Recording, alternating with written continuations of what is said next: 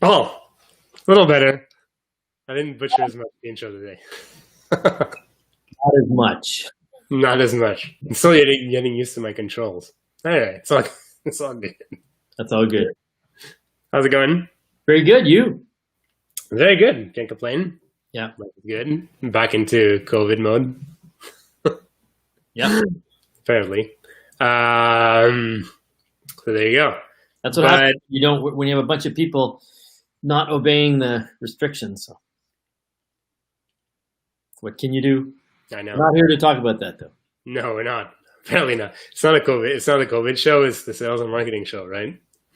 All right. So last week we ended up talking about something else, but you wanted to talk about objection handling, and I know we've done some objection handling stuff in the past, but you wanted to drill down on kind of the three. I don't know about the three, but three of the top objections that salespeople encounter. So I'd like to know more about, hear your take on it. And I'd like to see if, what we could do marketing wise, because I know marketing is a good way to handle some objections, but probably more kind of early stage objections. You want to talk a bit more later stage objections, right? Well, there's some objections that are, objections are objections. Yes, most objections come up towards the end of the process. Mm-hmm. This being said, there can be some early stage objections too. I mean, it depends how your client or how much they're willing to interject and just tell you what they think. And there's a lot of objections can be hidden as well. And the most common hidden objection is the one. The most common thing that you'll hear when it's hiding, when an objection is being hidden, is something to the effect of, well, I need to speak to someone else, or we'll have to think about it, or we have to analyze this, or we don't have the budget right now. There's a bazillion things. So, and the question is not the question, but the reality is when you get an objection is not to be thrown off and just to continue asking the questions to find out a little bit more about what this objection is, or if there's an alternate situation. So I'm going to stop speaking in parables and let's get tactical. Let's get tactical. So I think some very common sales objections that you'll get are related to budget. Yeah. They're related to the people's desire or their needs or their wants, whether they know you, whether they have confidence in you, whether they trust you. And also there's some timeline objections too that come out. So, and it's interesting because, a lot of sales experts say this, but if you do your sales process perfectly and you ask all the right questions, you can avoid an enormous amount of objections, right? But usually a budget objection is because someone hasn't linked the value of what you're selling to the investment you're asking them. Right. And or they're not clearly connecting the dots, right? So I'll make it really clear and straightforward. So if you're selling a software that's going to save a company millions of dollars, and that software costs them hundreds of thousands of dollars, and they're giving you a budget objection. They're saying to you, hey, Paul, Fab, this software is going to cost us $200,000. But ultimately, if it's saving them money or making them money, and they're just thinking it's expensive, then you need to dig a little further and say, well, I don't understand, John. You just told me a little earlier that you would be saving millions of dollars and or making millions of dollars. Yet you feel that this investment is, too much. Then you need to dig a little further. Is there competition in there? Is there someone else offering a similar software for less? Let's assume there's not.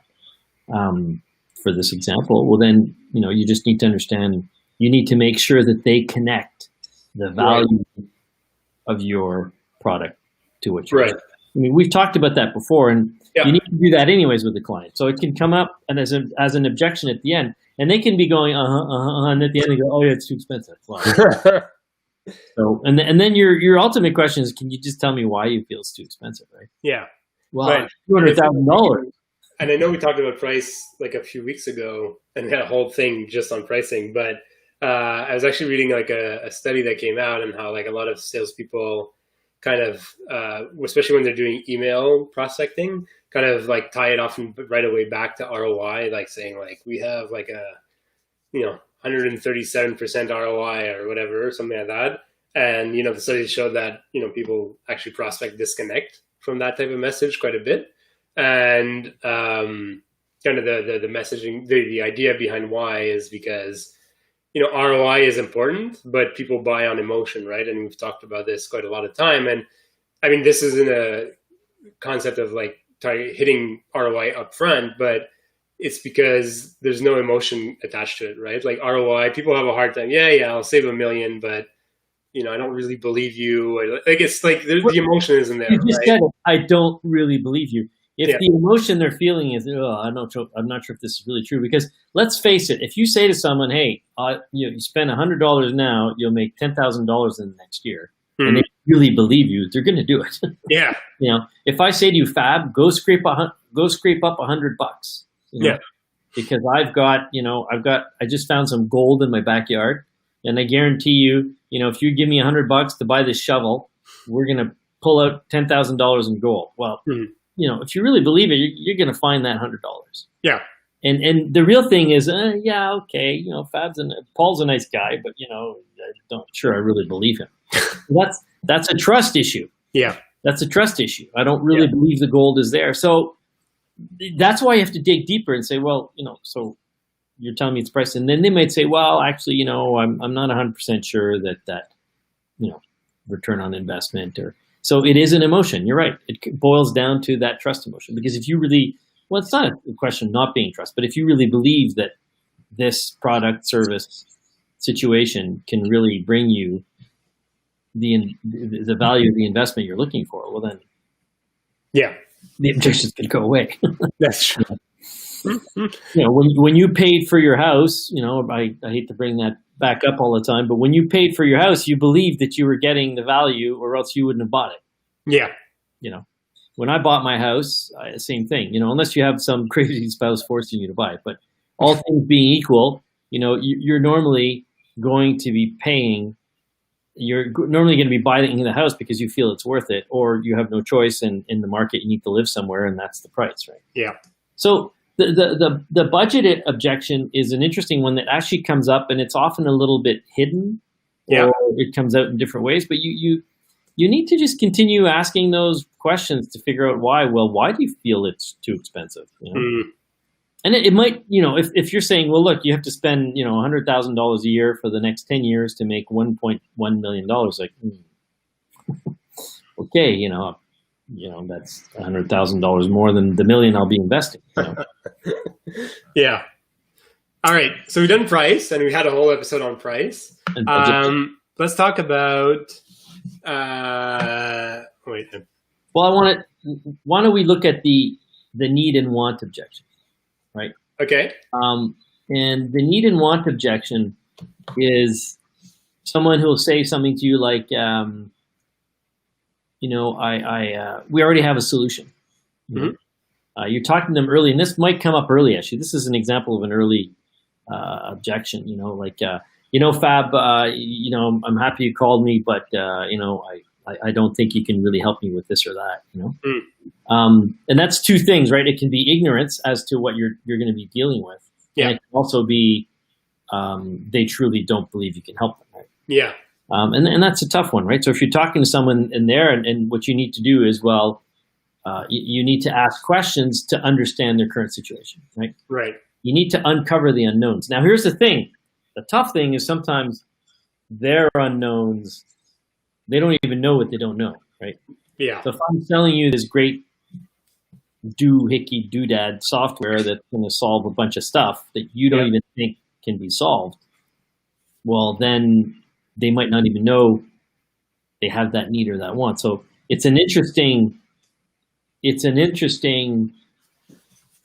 situation, but it's not.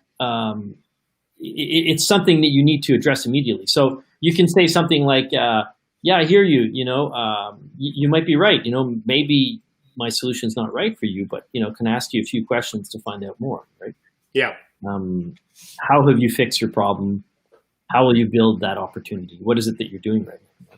And then you might say to them, well, actually, you say you want to climb mountains with your bike, and you can't there's no bike that can make it up a mountain. Well, actually, we have electric motors that we put in the bike. Oh, yeah. You have that eureka moment. Oh, they can do something. Yeah. To help me get there. So, there's no secret here. The real secret is when someone tells you something, you just ask them to tell you more about it, to understand where it is they're coming from. Right. And again, I hate to use a dating analogy, but I'm going to use it again. So, but I'm using it because in nature, we're not built this way. Mm-hmm. In nature, when a guy says to you, "Hey, Fab, I don't want to date you," in nature, or a girl says that, what you'll do in nature is, "Okay, fine," and you walk away. Yeah. Or in nature, when someone says, I don't really want to have that sandwich, the one you're suggesting for me, it's okay, well, what else do you want, right? Yeah. Naturally, we just respect people's opinion. In sales, when you're trying to help someone, you got to dig further. So the difference is, "Hey, Fab, tell me more why you don't want to date that person."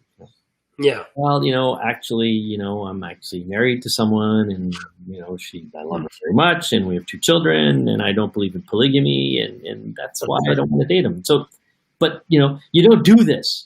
Right. In real life, you just say, "Okay, fine," you can stand back.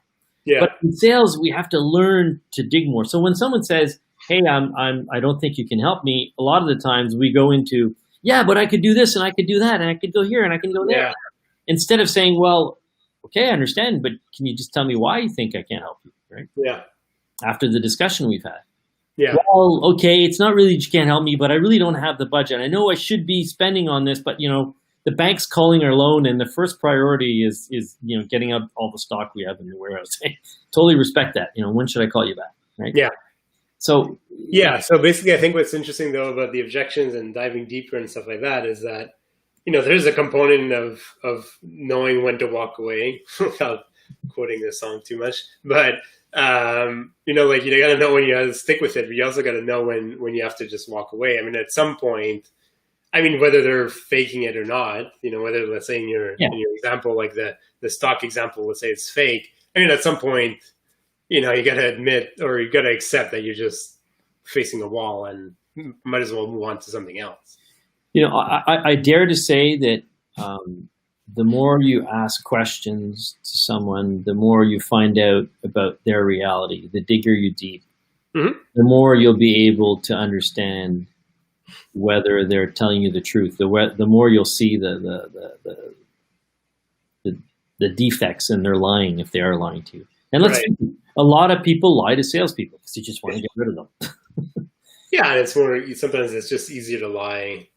And we talk about this, and this is maybe a bit more high level, but people are used to. If you're in B2B, if you're in a position of leadership, you get calls from salespeople, and so you're used to dealing with salespeople.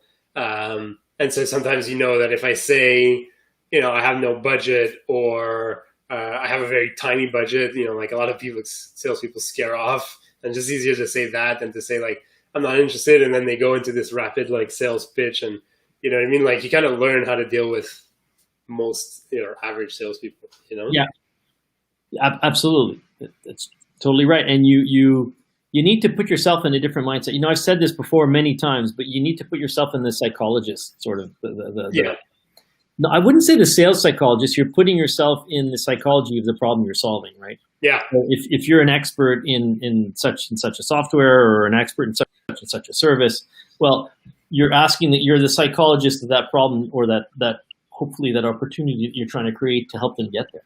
Yeah. Now, there's another objection I'd like to come across, which is, and this will happen, and I've been saying these things on LinkedIn a lot, is that sometimes the best salesperson out there, the guy who's amazing in Microsoft, he's just awesome, and we want to go get him. We're a small software company, we want to go get him. He's got the contacts, he's best, and we go and get him, and all of a sudden he can't sell in our new company. Yeah. And the problem is that the clients he's speaking to, he's no longer talking to Microsoft, this established company that everyone knows and trusts, because, hey, Office 365, it works. The Dynamics CRM, it works. The products that they're putting out there, they've been around. It's a company that's well known, and they function. So let's say you're working with this tiny little company, and you're getting Paul, I know you used to work for Microsoft, great guy, you helped us out when you were there, but I don't really know this, Fabco software that does just as good as Office 365, so I'm not sure we're going to go with you. So that's a trust issue, not so much towards you, but towards the company. So you have to be cautious there when you're getting these kinds of objections. You need to say to clients, so what is it you're looking for? What is it that would make you feel comfortable? Well, maybe if I had a few references of people that are exactly like us. And if you're brand spanking new, then you got to figure out a way to get them on board to try it. But let's say it's not a brand spanking new product, but you have a few clients. Well, you might have to go a little bit of an extra mile to convince them and to show them what it is that they need to see before they trust you. Right. And that's something you can, if you can really dig and get to that, you can just, look, what will it take for you to trust us or do a trial with us or whatever it might be. So that's I can see how that would vary, obviously, in what you're selling, right? Like something like a CRM, obviously, is a much more intense, all-encompassing purchase, right? Like it has a lot of implications, right? We got to move all our data, we got to train all our staff, we got to, the leadership team has to review all the reports, and there's a lot of stuff involved, versus, let's say, buying a brand new piece of software. Maybe there's, and so that's what's interesting about what you're saying, is because it's ultimately you need to dig a bit deeper. You need to ask questions, and you can be afraid, but I think, and I know we talked about last time when we talked about diving deeper. You kind of have to switch off your day-to-day mode and switch on your sales mode, because like you said, in day-to-day, you're kind of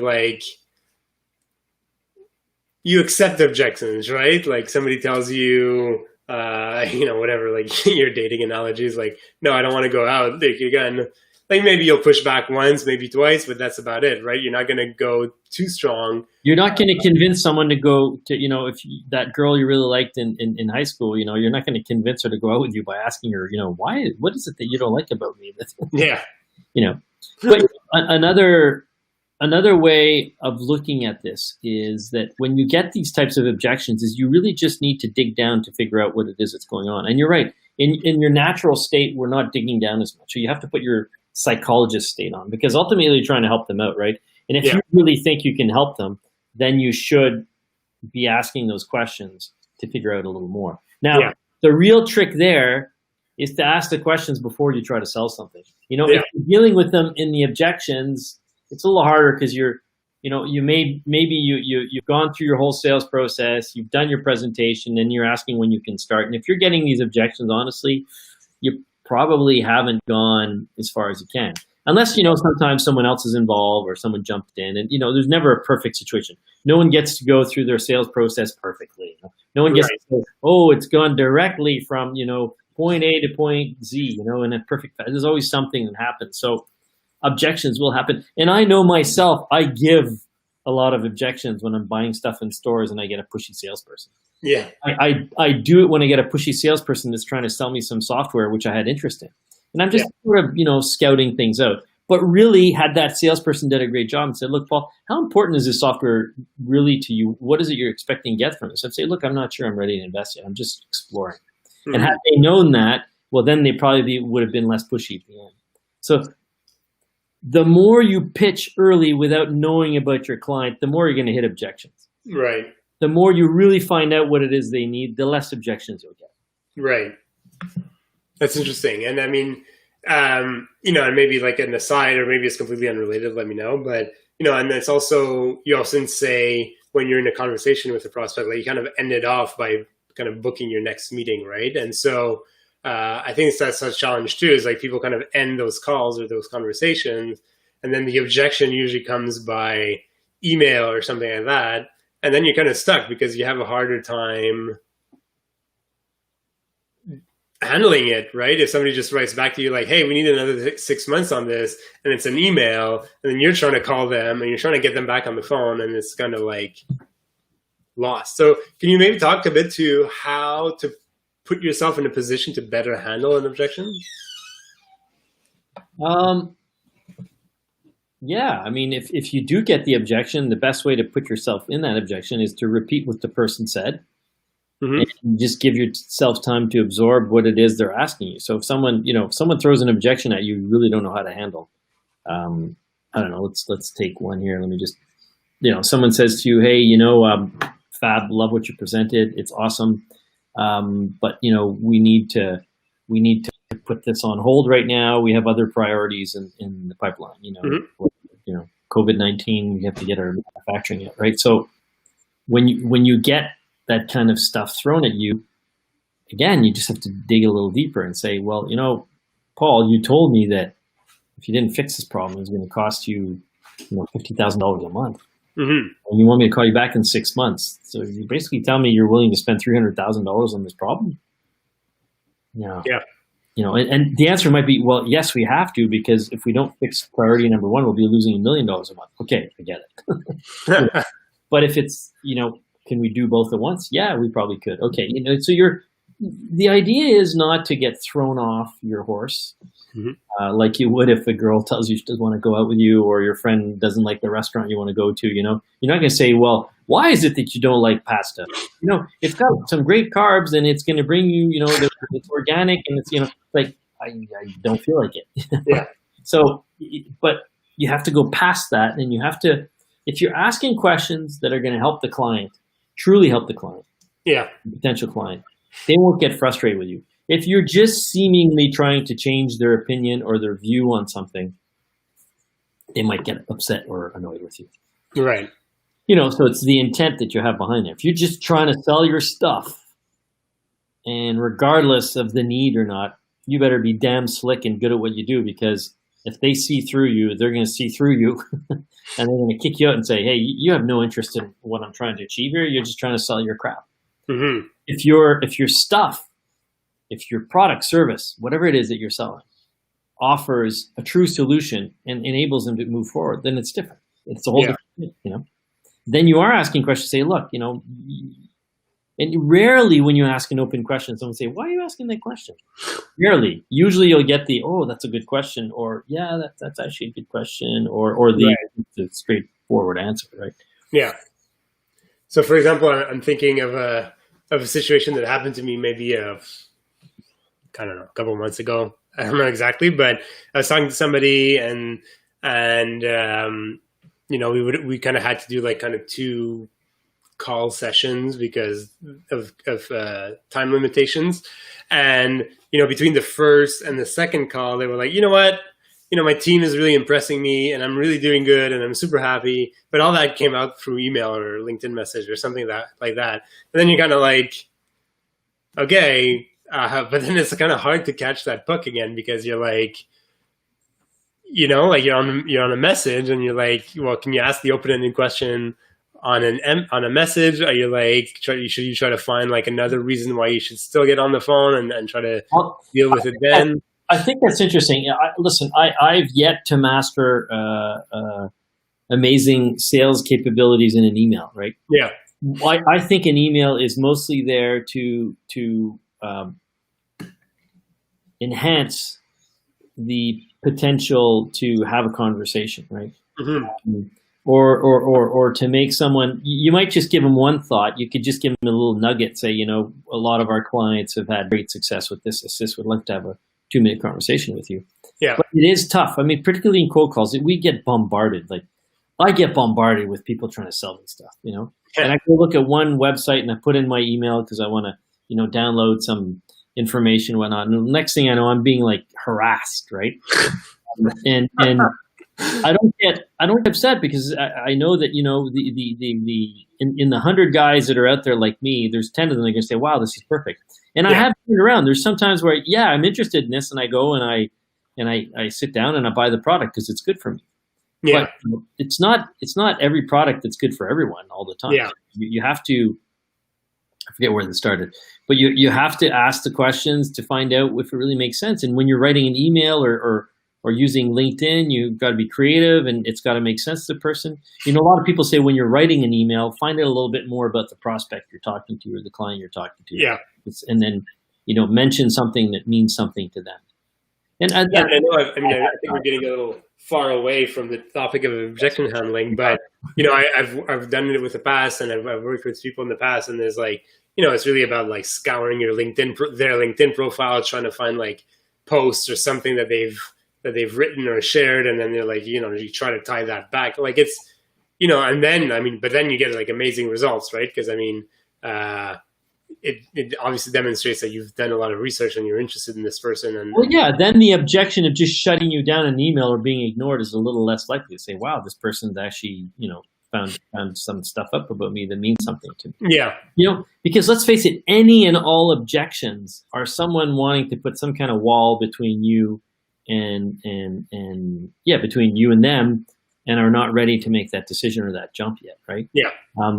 You know, in B2B sales, the big difference is that, you know, 99.9% of what we sell, I won't say 100% because it never is, are not luxury items. They're not things that you don't need. Usually when you're trying to sell something in B2B, it has a true practical use that you envisage, you know, that you're saying, okay, this is going to actually serve them. You know, B2C, there's a ton of luxury, you know, whether you're buying an Apple Watch or a car, or there's just tons of luxury. It's totally different.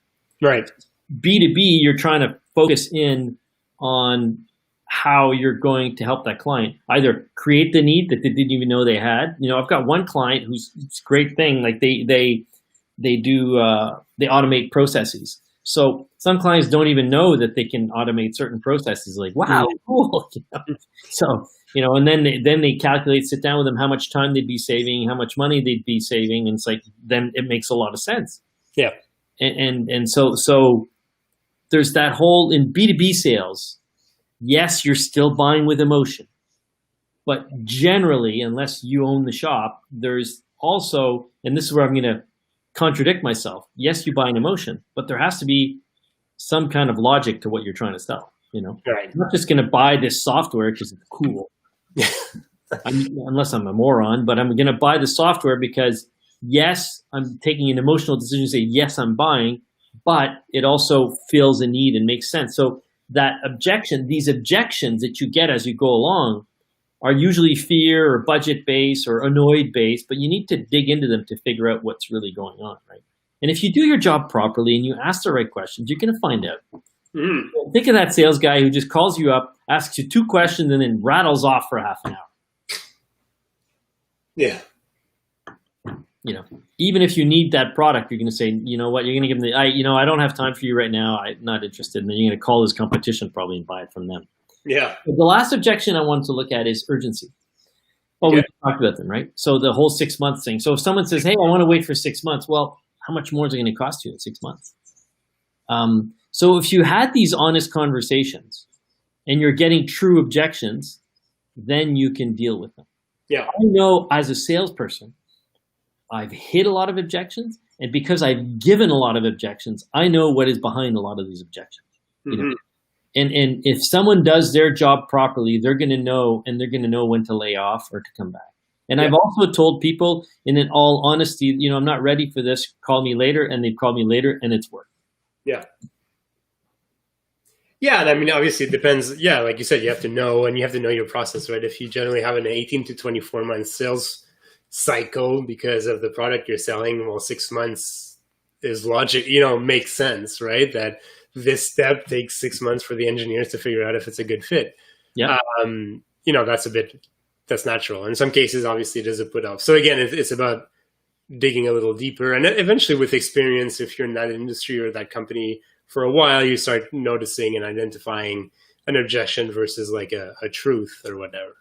Correct, and that's what you're trying to guess. You're not trying to guess. What you're trying to find out is the objection just someone trying to get rid of you, or is it a real objection? And if it's a real objection and you deal with it, then you can go to the next step. Gotcha. If it's bullshit, you need to ask more questions, and you'll figure it out quickly. Unless this person works for the CIA, or worked for the CIA.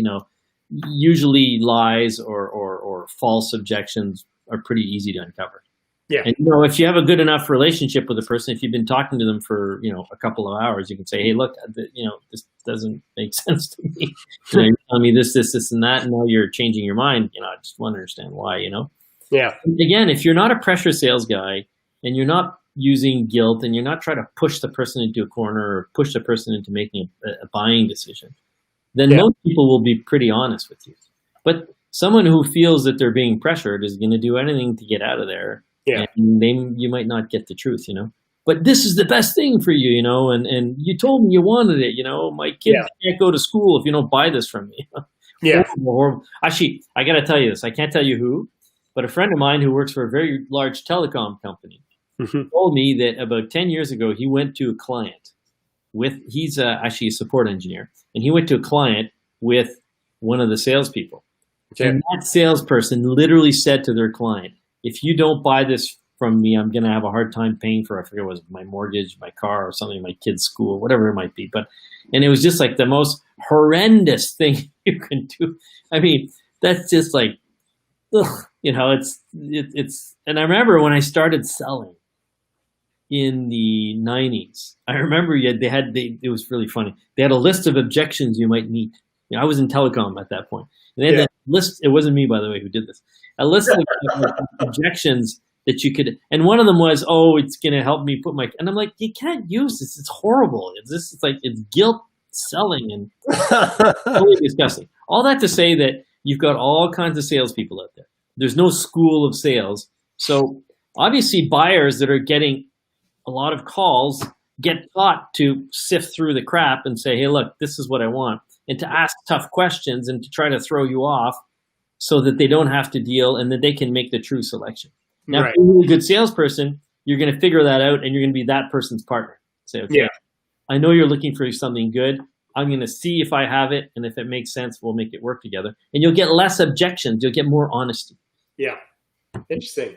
And if I can maybe wrap that up or whatever, but if I, with my marketing hat on, I need a lot of wrapping paper because I went all over the place today. I got a lot of paper.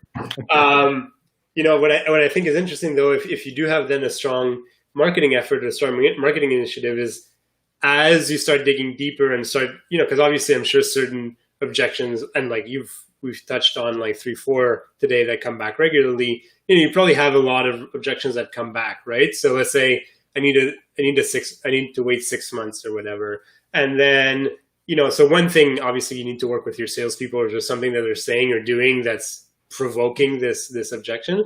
But I think on the marketing side, you could start getting creative, and that's where you can start getting fun, right? You can have on your website an ROI calculator, for example, and it says well, how long do I wait? When am I going to start this? And if you add 6 months, well, it adds $10 million of expenses or something like that, and that's how you can start using also marketing to start countering some of these objections upfront or even during the sales process, right? And I'll be controversial here, and you're right. Marketing plays a great role in helping you achieve these goals, right? So there's of course there's a ton of marketing, right? There's marketing, there's branding marketing, and then there's marketing once you've spoken to the person and you're sending stuff out to them. There's and we do underestimate the value of that, and that's I can't say enough of that, because a lot of people think, "Oh, well, I'll just get my salespeople to call and it'll do everything," right? But marketing is a beautiful tool, particularly today with how in depth you can get and how targeted you get. Is an awesome tool to enable you to sort of almost pre-qualify people as well, right? Yeah. Really pre-qualify them well, so even sell to them, So, but one thing for live salespeople, marketing's done a great job and you're getting an amazing lead. The person said, "Wow, great. This is awesome. Yes, I want my demo and I think I need the product." 99.9999% of salespeople that screw up because they go into sales mode too early. Yeah. And they don't take the time to really understand what's going on. Right. And it's not that they don't take the time to let the client feel or the prospect feel as though they understand them. Yeah. What happens with a salesperson that often sees the same problems, they might be right. And they might go into sales mode. Oh, I've got a sore toe. Okay, yeah, so you'll need this pill, that pill, this bike, and it. Because they've heard the sore toe so often. They know the sore toe is probably because of the bad shoe. And the bad shoe is probably because of the bad socks. And it's probably because they live in a high-rise apartment. And so they might know, and they might be right. But if they don't let the client tell them over and over again, like every new client, the client doesn't know that this guy's just trying to sell me something. Right. And that's the problem of the veteran sales guy. Once you really know your stuff, often you jump steps. And you're probably right 95% of the time, but the client doesn't know that you know his situation. So you need to always go through, so tell me what happened. Why is your toe sore? Well, what kind of shoes do you have? Well, you have these shoes. Okay. What kind of socks do you have? Okay. Oh, and what do you use your socks for? What do you use your shoes for? You've got to go through that every time. Yeah. Even if when you see the blister on their toe, this is what you need, right? Yeah. And so salespeople who get those objections are people who know their stuff well, and they just go blurt into presentation mode. And 99% of companies don't teach you all the other part of the sales process. They just teach you how to sell the product, Right. Say, oh, this product's black, it's shiny, it makes you let you do phone calls and write emails and, be on Facebook too often. And so there's, without really knowing what the needs of that specific B2B situations. And now we're talking B2B too. I'm not talking B2C. B2C is a whole different ballgame. Of course. Yeah. And that's why I think it's very important. And usually sales will fuck up the marketing. Oops. Will mess up the marketing. Warning on this one again. Will mess up the marketing efforts, and then they say, oh, you're not giving me the right kind of leads. You're not doing the marketing properly. They don't call me up and say, hey, I want to buy. Yeah. Awesome. I think that's it. So if we kind of sum it up or whatever, objections is obviously, again, you can go back to the previous episode, which is about diving deeper. It is about diving deeper and trying to understand where they're coming from, and at some point knowing when to walk away. We should change the intro song to Kenny Rogers. Anyway, when to fold them, when to hold them. And I also think I would challenge people to get creative also with their marketing efforts, because as objections come up regularly, like I said, if you have a sales page or a demo page and that there's going to be at some point that I need to wait 6 months objection, like I said, add like an ROI calculator. And so you're kind of dealing with that objection up front. That doesn't mean you can't work with your sales team to like help them get better at dealing with those objections. But I think a lot of companies should challenge themselves to get a little more creative in how to deal with these things that come back regularly. Well, you need to challenge yourself with these things, and you need to practice them. If we've said this before, and you do say, Paul, we come back to these things because it's all one thing. Sales they're all interconnected. You can't dissociate them.